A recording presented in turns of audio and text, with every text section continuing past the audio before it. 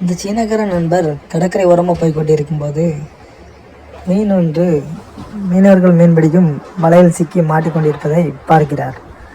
அதை காப்பாற்றி விட அவர் நினைக்கிறார். கத்தியை எடுத்து அந்த வலையெல்லாம் கட் பண்ணிவிட்டு மீனை வெளியே கொண்டு வர முயற்சி செய்கிறார். இதையெல்லாம் அந்த நண்பர் வீடியோவை எடுத்து சோசியல் மீடியாவில் பதிவிடுகிறார். ஆனால் அவர் மிகவும் நொந்து விட்டார். அவருடைய மனிதாபிமானத்தை பாராட்டி ஒருத்தர் கூட அந்த பதிவை லைக் செய்து பாராட்டவில்லை.